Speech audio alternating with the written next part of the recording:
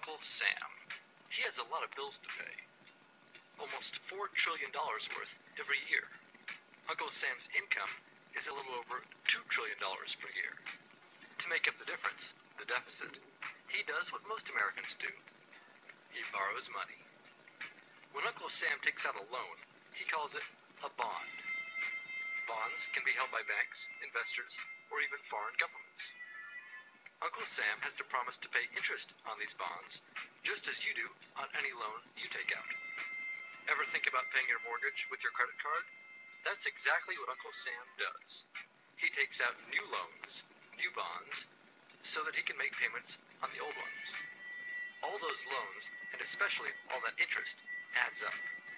Right now, Uncle Sam owes about $14 trillion. To put that in perspective, 14 trillion is about the same as the national GDP, the total value of all the goods and services produced by the American economy in an entire year.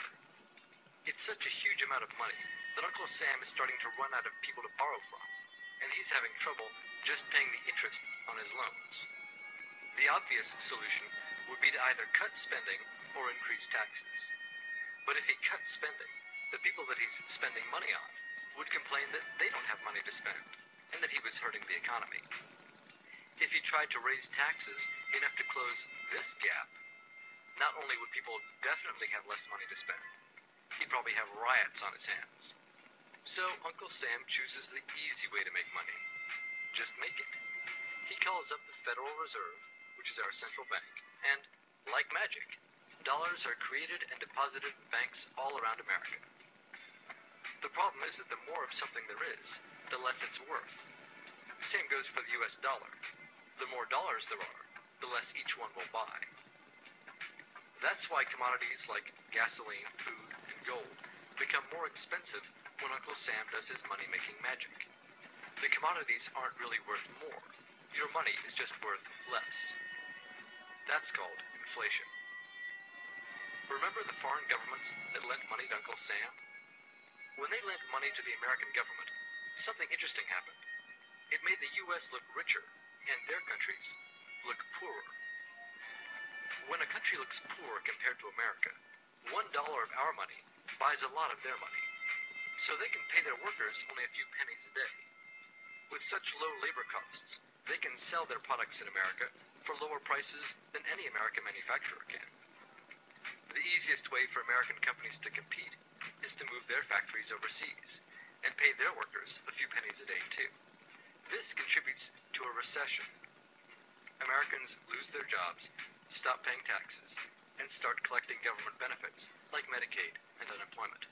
This means that Uncle Sam has even less income and even more expenses.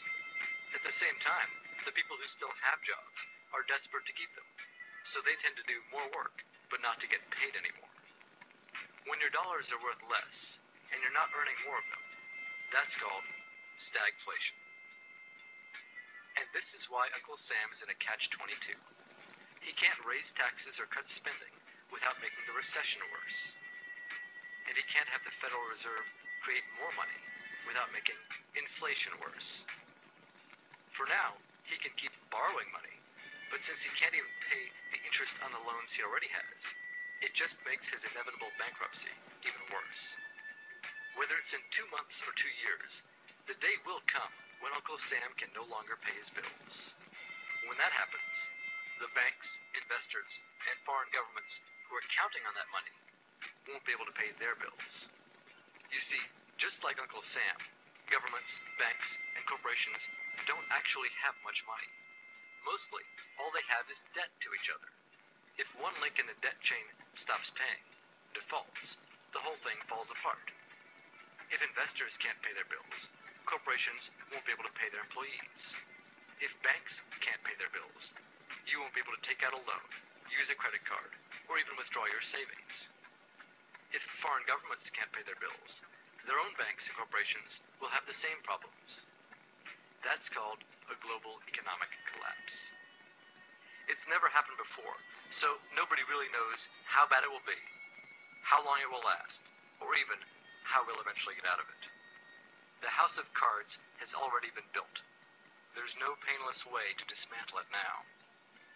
All we can do is to educate each other about what's actually going on and to prepare for what may be very extraordinary circumstances.